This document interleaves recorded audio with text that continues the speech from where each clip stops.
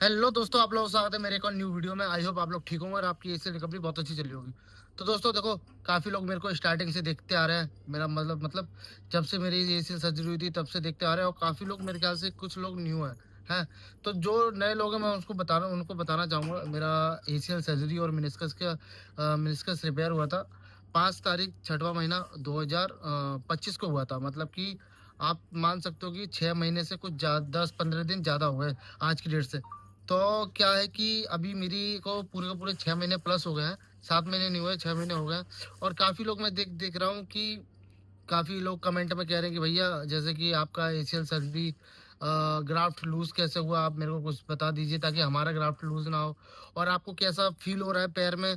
तो उसी पे मैं वीडियो बना रहा हूँ ये वाली। आई होप आप लोगों को थोड़ा पता चलेगा कि कैसे क्या हुआ है। तो चलो मैं आपको पहला पॉइंट बताता हूँ। तो दोस्तों देखो, मैं आपको बताना चाहूँगा कि मेरे को ऐसा कब से फील होने लग गया था कि मेरा पैर में जो ग्राफ्ट है या मेरे पैर में प्रॉब्लम कब से पता चल लगी थी। तो ये कोई मतलब कि मान लो सर्जरी के 2 महीने की बात है। 2 महीने में एक्चुअल में 2 महीने हो जाने के बाद मैं सिटी पे ऐसे ही बैठा हुआ था रैंडमली है। तो मैंने ऐसे ही मेरे को फील हो रहा था, तो मैंने अपना पैर है ना हिला के देखा था। मतलब कि नीचे से पकड़ के यूं ही करके हिला के देखा था। तो उससे मैंने हिल रहा था। तो उसके बाद से मैंने डॉक्टर को बताया था। तो डॉक्टर ने कहा था वीकनेस वगैरह है, वो ठीक हो जाएगा। फिर 6 महीने बाद वो चीज़ जा ही नहीं रही है। मैं एक बार आपको दिखा देता हूँ कि कैसे क्या प्रॉब्लम है एक्चुअल में। ये देखना, देखना, ये ये देखो, आपको पता चल रही है। देखो, तो दोस्तों देखो, ये चीज है जो मेरे को ऐसा नीचे से पैर जो हिल रहा है, देखना, देखो, हाँ, पता चला। है। अब ये चीज हिल रहा है तो ये मैंने अपने डॉक्टर को दिखाया जिसने एसीएल सर्जरी की थी। उन्होंने तो सीधा बोल दिया कि सर्जरी दोबारा करनी पड़ेगी तुम्हारी पैर की।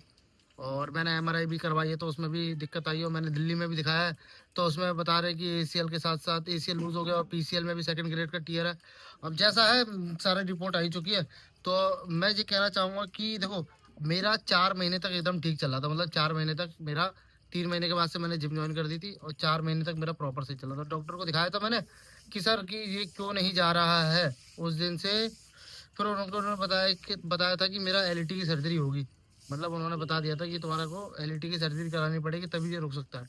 उसके बाद से धीमे धीमे धीमे धीमे धीमे धीमे दिक्कत बढ़ती गई है। और फील कैसा हो रहा है इस समय, देखो चलने वलने में तो ज्यादा अगर चल रहा हूँ तो कोई दिक्कत दिक्कत नहीं है, ना कम चल रहा हूँ तो कोई दिक्कत नहीं है। लेकिन कभी कभार जब अनइवन सरफेस आता नहीं है, तो उस समय जैसे पैर पे झटका टाइप का लगता है नहीं, जैसे पैर अनइवन सरफेस आ गया तो ऊपर नीचे पैर हो जाता है, तो उस समय दिक्कत हो रही है, उस समय पैर में दर्द हो जाता है। और सीढ़ी चढ़ते समय भी पैर में दर्द हो रहा है। पैर में दर्द मतलब जो ताकत होती है ना, जो 6 महीने में ताकत आनी चाहिए, वो चीज नहीं आ रही है। दर्द होने लग जाता है इसमें सीढ़ी अगर चढ़ो ना। जैसे कि अभी तो मैं बेबी स्टेप ही चल रहा हूँ। मतलब बेबी स्टेप से ही चल रहा हूँ। वैसे अगर चढ़ता हूँ तो मुझे ताकत ज्यादा लगानी पड़ती है, तो फिर उससे दर्द होने लग जाता है। तो ये सारी चीजें चल रही हैं। और बाकी पेन और सूजन, पेन तो ऐसे नॉर्मली रहो तो पेन वेन नहीं महसूस हो रहा है, और ना ही सूजन है। ऑलमोस्ट सब कुछ ऐसे ही है, नॉर्मली है। लेकिन जैसे कि अनइवन सरफेस आ जाए या गड्ढा आ जाए, या अचानक से मुझे कोई एक्शन करना पड़ जाए पैर के थ्रू, जैसे कि मान लो सपोज दैट एक खड़ी खड़ी मान लो अचानक से पैर आगे पीछे करना पड़ जाए ना, तो दिक्कत होती है। तो दिक्कत हो रही है, यही सब प्रॉब्लम फेस हो रही है। और ग्राफ्ट लूज होने का कारण यार देखो, मेरे हिसाब से तो मेरे को डॉक्टर की गलती लग रही है, क्योंकि 2 महीने के बाद से ऐसी प्रॉब्लम नहीं होनी चाहिए। बाकी हो सकता है ये भी कारण हो जो मैं बता रहा हूँ, जैसे कि ज्यादा चलना। क्योंकि 4 महीने तक तो ठीक था। 3 महीने के बाद से मैंने धीमे धीमे चालू कर दिया था चलना। 4 महीने तक सही से चला था। 4 महीने के बाद भी मैं 5 किलोमीटर 3 किलोमीटर, मतलब यहाँ से ज्यादातर टहलने। हो सकता है वो भी कारण हो, लेकिन मेरे ख्याल से नहीं है। मैं अपने पॉइंट ऑफ व्यू से बताऊं तो इतना चलने से मेरे को कोई दिक्कत नहीं हो रही थी, और ना ही पैर में दर्द हो रहा था है। और और क्या हो सकता है, और सीढ़ी मान लो, सीढ़ी भी मैंने 3 महीने 4 महीने तक सीढ़ी चढ़ने में कोई दिक्कत नहीं हो रही थी।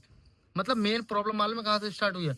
4 महीने के बाद से जब डॉक्टर के पास गया था, मैंने बोला था सर ये रुक रहा क्यों नहीं है।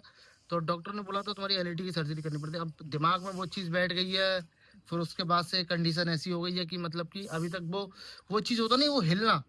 पैर तो चलो मजबूत है, मैं अपने खड़े खड़े वजन उठा दूंगा अभी, 50 किलो 60 किलो उठा लूंगा है। लेकिन दिक्कत ये है ना कि जो रनिंग करते समय जो पैर का मूवमेंट होगा आगे पीछे, तो वो जो हिल रहा है ना, वो हिल रहा है, वो रुकेगा नहीं, वो आगे प्रॉब्लम करेगा।